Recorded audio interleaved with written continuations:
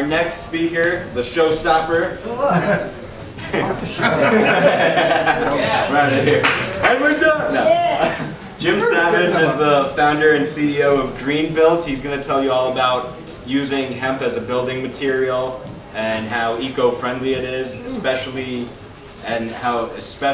good a fit it is for New York geographically. And he'll tell you a little more about his company, the background, and all that up. I will tell you, but I'm going to start by saying hi, New York. In that picture there, you have a field of hemp.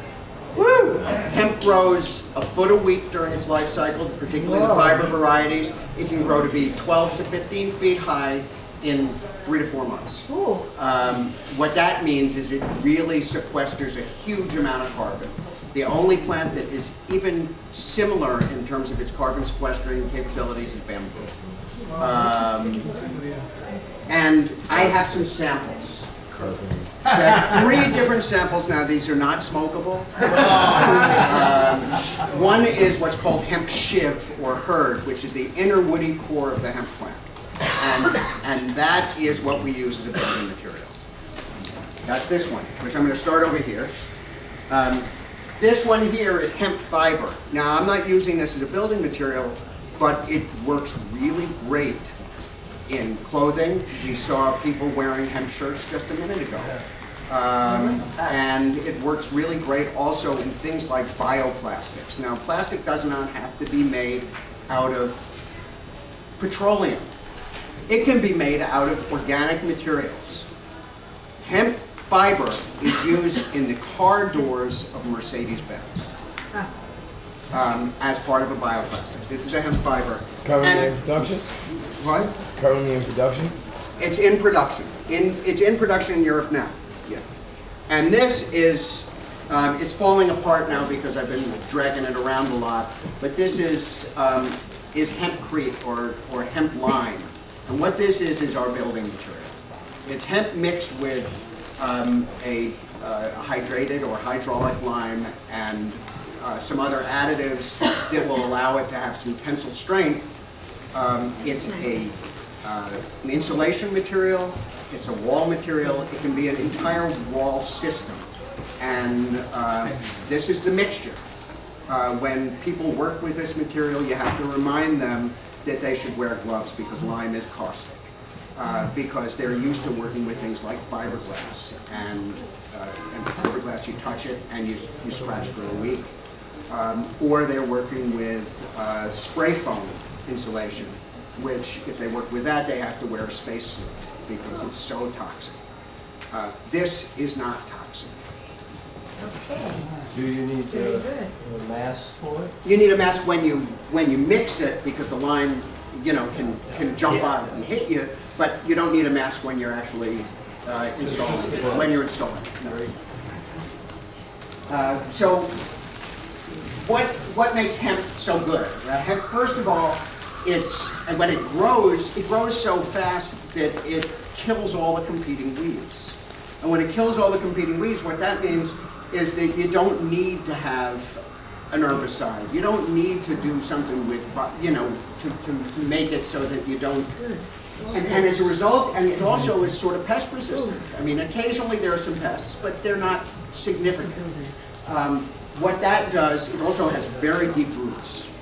And so what it does is it helps build up the soil. And because it's weed resistant, the next plant that follows it in a crop rotation also doesn't need herbicides. So it's a terrific plant. It's very environmentally beneficial as a result of that. And if you can't see this at all, but hemp is on the far right there as the most biodiverse, friendly crops in the world. And crops like cotton are among the least. Amazing. Okay. Amazing. Okay, so hemp is cannabis sativa, but as we've learned already, it's not marijuana. It's grown all over the world. 50 countries grow hemp now, legally. The high-density fiber varieties, as I said, they're used in textiles, they're used in biocomposites, they're used in building materials. The oilseed varieties are used in making delicious chocolates and other food products, as well as, you know, shampoo. And as was said, because of the way marijuana grows, it can't be cultivated. Actually, I'll tell you a story, very short story. I was talking to a grower of hemp in Alberta last year, and he said that he had gotten a knock on his door from one of his neighbors, another farmer, who said, "Cut down your crop."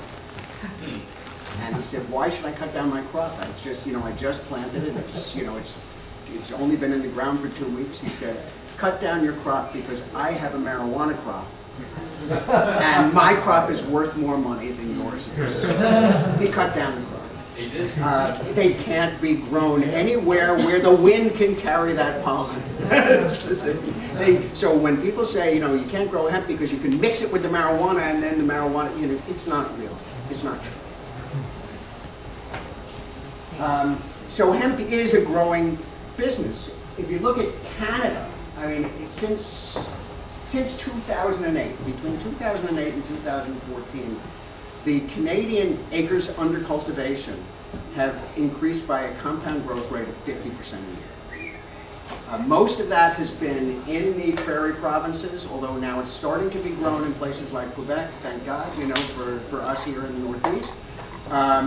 But it's grown in the prairie provinces. Most of what's grown is oilseed hemp. There is more in this area where people are talking about growing more fiber hemp and more mixed varieties that allow you to get both oilseed, fiber, and hurd, usable and economically valuable parts of the plant. But it's grown from, this is hectares, which is about 2.5 acres. It's grown from 3,200 hectares in 2008 to 44,000 in 2014. And it's going to continue to grow, because the demand in the United States particularly is growing exponentially. People have discussed the issues of legality. There are 20 states that have passed varieties of legalization, including New York State. New York is one of the ones that are for research only. There are 13 states that have done it for commercial use, including Kentucky, which has been trying very hard to revive what had been a major industry for them 75 years ago. Now, I differ from some of the other people who are hemp advocates, and you guys can disagree with me tremendously and completely, but I think we have to prove that there's a market before farmers are going to grow it here. In Canada, the average hemp farmer makes about $250 an acre from hemp. The average American farmer who grows soybeans makes about $70 or $80 an acre. This is a really good commercial crop, but you have to be able to sell it. You have to be able to process it, and you have to be able to sell it. So we're going on the basis of, let's build the market, and then they're going to have to make it legal. I just wanted to do a shout out for something that we're going to be doing on Hemp History Week. This is actually Chenango County is one of those depressed agricultural regions in New York State that really want hemp to be legal because they want to have a good cash crop that they don't have now. Susie's going to speak there, I'm going to speak there, and Donna Lupardo, who was the sponsor and author of the New York State Hemp Bill, will also be a speaker at that event. That's going to be on June 6th in Chenango County, New York, which is in central New York somewhere. So industrial hemp is used in a lot of ways in buildings. It's just basically hemp, water, and lime. And not, it's not the lime that goes with the coconut and you drink it all. And together it makes a whole lot of different products. It makes prefabricated panels. That's one of the things that we're doing now, is trying to develop prefabricated panels using no materials that are problematic in any way. It's used in insulating plasters. I'll talk about that a little bit later. Insulation and wall assemblies. If you look on the right, that assembly, the way you create that is you put in a temporary form, you fill it with what you've mixed in your mixer, and then you move the form the next day to another place, and it has created its structure, and you can build an entire house in 2 weeks that way, if you have good skilled people doing it. So what makes hemp different? There is a really great scientist at the University of Bath in England named Mike Lawrence, who's been doing a lot of research on sustainable materials. And he has discovered some things about hemp, he and other researchers as well. But if you look at that picture, it shows that the pore structure of hemp is different from other plants. What it does is it allows moisture to move through the plant. It goes from the large pores to the small pores out of the plant. And as a result of that, mixed with lime, it creates a building material that is airtight, but what's called vapor permeable. And vapor permeability allows it to be a very healthy building envelope. These are the outer walls of the building, maybe the roof of the building, maybe the floor.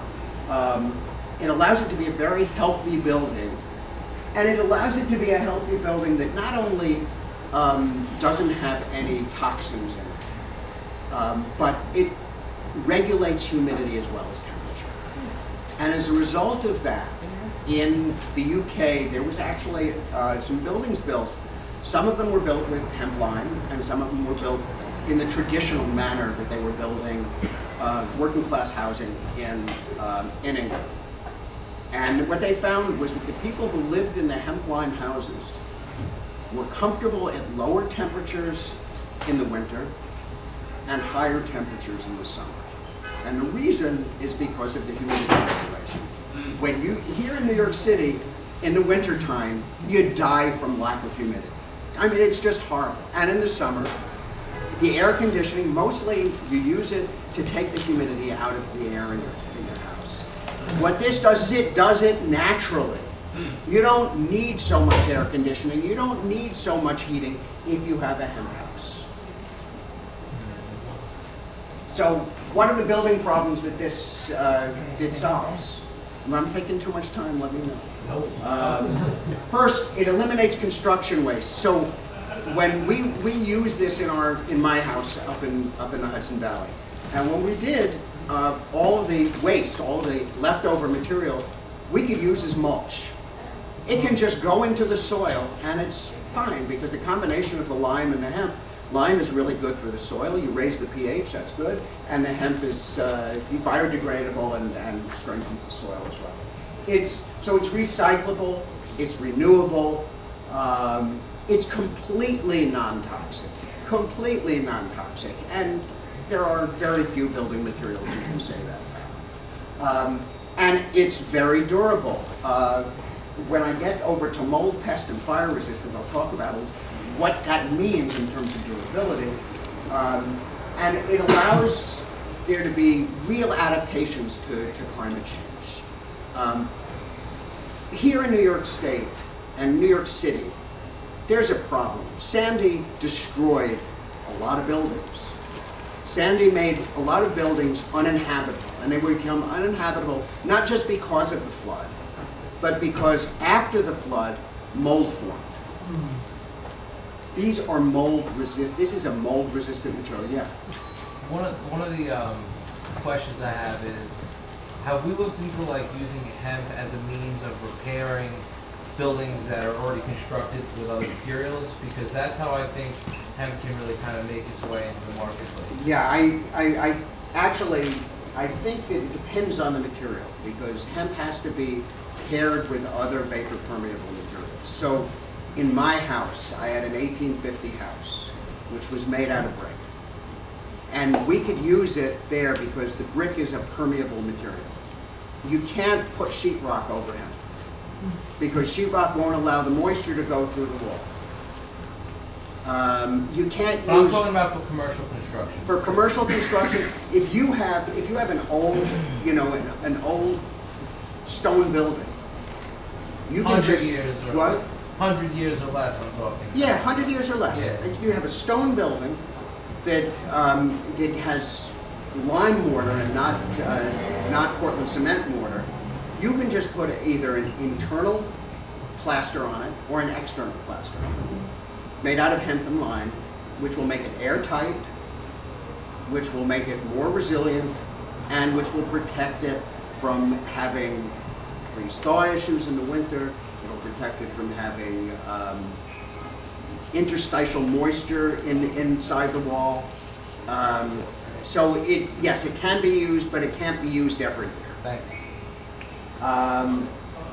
And as I said, it's carbon sequestering. So I don't know if I even have that slide in this presentation. It's probably too technical, but there a lot of the other materials that are green materials, like spray foam insulation, which is a great insulating material. It has an R value of 6 per inch, so you don't use a lot of energy when it's in your building. Of course, if it catches on fire, you have a real problem because the firemen aren't going to put it out because it's toxic. And to make it, it takes about 15 years before you've offset the carbon that was created and in the making of the product. So yes, if you have a building, if it stays in your building for 25 years, great, you're going to end up having some carbon sequestration, but this is carbon sequestering when it grows, when you put it in the building, and then during the life cycle of the building, the lime, which is calcium carbonate, carbonates, which means it continues to sequester more carbon. So you have climate issues, there's problems with greenhouse gases. This is a way of reducing greenhouse gases, using hemp in your buildings. It's so good, it is compliant with all of the codes in the United Kingdom. It's fire resistant up to 1800 degrees Celsius. It's sound resistant. It's better in sound resistance than rock wool, which people probably use a lot of rock wool as sound insulation. In thermal insulation, no, it doesn't have an R value of 6 per inch. It has an R value of about 3 per inch, which is similar to fiberglass. But it's not fiberglass, And what you really have to remember, though, is it has to breathe. That's the one thing. So why are we trying to do this now? Because we're idiots. No, the markets for green building are growing very rapidly. The markets for insulation are growing very rapidly. And there are some changes in the way people think about hemp. And one of the great things about being in New York City, and I don't live in New York City, I live upstate, but one of the great things about being in New York City is that you have a very forward-looking municipal government that has put out a plan to reduce carbon emissions by 80% by 2050, and 35% in the next 10 years. They're focusing a lot on buildings. There's tremendous activity in both retrofits of old buildings, and so if you live in a brownstone in Brooklyn, this is a great thing to retrofit for energy efficiency. Or it's also, people are building what's called passive houses, which are houses that basically don't use any energy, that are so efficient that they don't need to be heated in the winter and they don't need to be cooled in the summer. This is a material that we are trying to get into passive houses here in this region. There is a passive house, which I'll show you later, that was built in North Carolina with hemp walls. But the regional sustainability here is based on energy efficiency. We think that this is a great opportunity. But there is a high-bound and very conservative building trades and building codes that are very difficult to get past in order to get this material accepted here in the United States. So what are we doing that makes, I'm going to talk about my company. There are very few buildings that have been built with hemp lime in the United States so far. Most of them have been built by our advisory board member, Tim Callahan, who's an architect in North Carolina. Right now, he's in the process of finishing up a building that's a 3,500 square foot hemp lime building in Virginia Beach, family home that is designed to withstand 140 mile per hour winds. And I guess it's also, because it's made out of hemp lime, it's also designed to dry out when there's a storm surge, which is something that not that many buildings are. We think that we're doing the things that need to be done strategically to get this into the market. We are trying to source our materials regionally. I bought my initial hemp from Europe. 40% of the cost of the hemp was duty and shipping. I'm developing a supplier in Quebec now. That's going to reduce it, so that's 4 hours from where I live, by truck, no duty. Put it on the truck, get through the border, and get there. It saves a huge amount of the cost. We need certification, because if you want to go to any town or city in this country and say, I want to build with this, the building codes say, well, what is this stuff? You need to have a vapor barrier. Well, we don't have vapor barriers because this is a vapor porous material. You need to be able, so in order to do that, we have to go through a whole testing regimen, which is going to cost several $100,000 and take a good year. It's something that look, we're competing against Berkshire Hathaway and Dow Chemical. They don't really want us in the market. You know, so the, these codes are really based and written by them. So we've got to figure out how to get through that. And the way to do that, the problem is it just costs a lot of money. And we're trying to, and we're working with a lab in Syracuse called the Building Energy and Environmental Systems Lab to lead the testing on that. They are committed to doing it, and we are really thrilled to have them as partners. And we're trying to do some pilot projects that people can say, hey, this stuff is really good. We have one, we have a couple actually in Vermont. I'm right over there, that gentleman there is going to build a hemp tiny house, or he's going to have a hemp tiny house built for him by a contractor. We're going to need some crowdfunding help too, What's a so tiny house? I'm going to probably get it. Tiny house. Oh, a tiny house? A tiny house is a tiny house. So that'll be the good trial. And that'll be one of the trials, will be the hemp tiny house. And we have a contractor that we're working with who wants to use it as a prototype for what they're going to be doing going forward.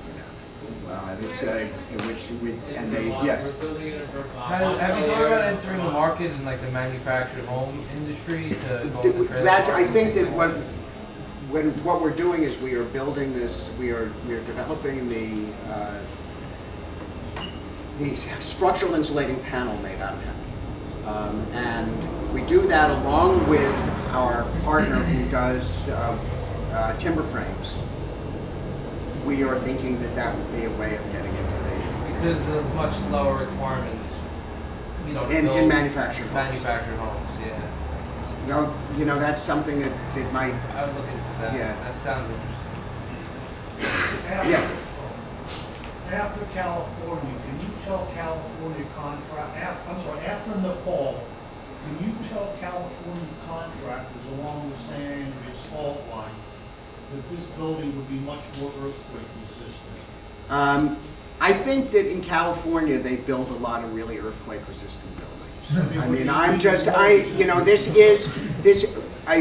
actually started thinking about building with hemp after the earthquake in Haiti, because the way people got killed in Haiti was when their concrete homes fell down on top of them and killed them. This is something that is more flexible, it's going to give, and it weighs about a quarter of what concrete weighs. So even if it were to fall down, it might not kill you, right? But I think in terms of California, I think that they've got pretty good earthquake-resistant buildings, and in the Nepal, Haiti, developing countries do not have the same, or for that matter, Missouri or Oklahoma, don't have the same standards that California has. Yes? I'm not sure if you covered this already, but can you speak to, like, roughly, I'm sure you can't give an exact figure, but like roughly the difference in cost building with... Well, the problem is right now, it's much more expensive. To build with hemp. To build with hemp. Right now, it's much more expensive to build with hemp.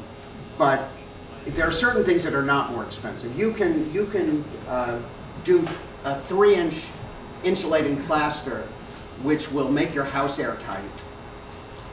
It won't be that expensive. And once we have mass production of our structural insulating panels, it will reduce the cost dramatically. When hemp is grown in New York State and we can process it in New York State and then have our materials local, that will reduce the cost. In the UK, for example, when they started building with hemp, it was about 50% more expensive than the standard materials. Now it's pretty much the same. Now it's the same. Now it's pretty much the same, yeah. Yes. The gentleman in the hat. What about fire resistance relative? Fire resistance, well, I mean, it's literally, let me see if, I don't have that picture here, but it said 1800 degrees Celsius. I mean, it's really fire resistant. One of the things we did was we built a panel and had somebody with a blowtorch on that panel for 20 minutes, and the panel, the area that it was right on turned black. You can find YouTube video on it. Yeah, there are YouTube videos about that. There definitely are. I was going to ask if you know the production cost of the house prototype that Callahan did in North Carolina. The one the one that's in North Carolina. The one in North Carolina, the passive house that he did. That was about 20% more than I mean. Remember, it was a passive house. You remember it was a passive house, and passive houses at that time when that was built. When was that built? That was built about 3 or 4 years ago. Okay. And when that was built, that was, passive houses were pretty expensive. So a lot of the components of passive houses have also come down. So triple pane windows have come down in price dramatically over the last 3 or 4 years. Because now there's more and more of a market for them. And the same, so Callahan, as of this most recent house that he's building in Virginia, he's still buying his materials from Europe. And as a result of that, he's not buying all his materials from Europe. Before, the one in North Carolina was even the lime came from England. Now he's sourcing the lime locally or regionally, and he's sourcing the hemp from Europe. We're going to be bringing hemp down to him over the next year from Canada, and that will reduce his cost beyond that. Yes. Should we finish? Yeah, Let's finish the presentation and we'll answer more questions. So I founded this in 2012. I look at this as being something that hopefully will make some money for me, but I live in an area where there used to be industry and now there isn't. There used to be agriculture and now there isn't. And this can bring back agriculture and industry. It can reduce greenhouse gases. It can just really make it better to live up there. And so part of what I'm doing is trying to do something that will create a sustainable community that people actually want to live in, instead of one that people want to get away from. So in Europe, Prince Charles has hemp lime in his house. That's the walls there are rendered in hemp lime. This office building in France, all the walls are built with that. It's built with hemp lime blocks all the way up. It's very energy efficient. It's completely stable. The one that I love the most is the Wyss Institute for Sustainable Education, which actually was called Britain's best building in 2010.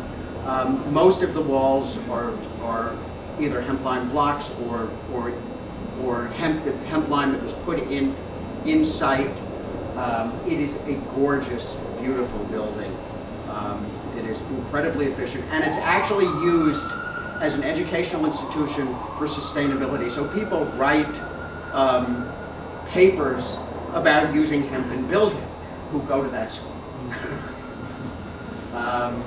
And here, I love this quote. A building scientist at the University of Illinois said, "I can give you a historic building with great energy efficiency, durability measured in centuries, and exposure of historic elements. Choose 2 out of 3. Well, that was true before hemp. Hemp lime, which has been used for 25 years, actually you can use that insulating plaster on the interior of the building. It makes it energy efficient. It improves the durability, and that building still looks like it always looked. This building here in the Champagne region of France, 3 inches of hemp lime reduced energy use by 75%. Wow.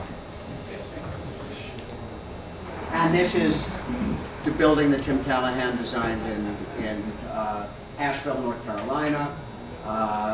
It was built to Passive House standards, and Tim is really the leader in this country in building with hemp. This is a building. They've built a number of buildings in the Asheville area. Not just him. There are other people as well, but they've been really stymied by regulation, by the lack of certification, and by having to import their materials. And this is my house. I tell one story about my house, which is my house is a very old house. We insulated some of the floors, we insulated some of the ceilings and exterior walls. Not all of them, because if you have a plaster wall that's the original plaster wall, say I don't want to tear that down. If it's in good condition. So what happened was we had crappy plumbers, and we had 2 major leaks. One of them was in an area where we had a hemp lime ceiling, and underneath the hemp lime ceiling was a board that was called magnesium oxide, which is an imported, very expensive imported board that replaces sheetrock. But it's vapor permeable, and so we had to pair it with the hemp. In the other area, it was a sheetrock ceiling, and a combination of a sheetrock ceiling and a plaster ceiling with rock wool. The area with sheetrock and plaster became completely saturated with the water, and the ceilings came down. The area with the hemp, the guys came to do the mold remediation, and they started taking readings, and they kept saying, "We don't understand what's going on in this ceiling." Because what was going on was the moisture had been gathered inside the fabric and was being dissipated and being taken out of the ceiling. There was no damage to that ceiling. It was, an incredible situation. In any case, that's the story. And I really appreciate everybody's time. And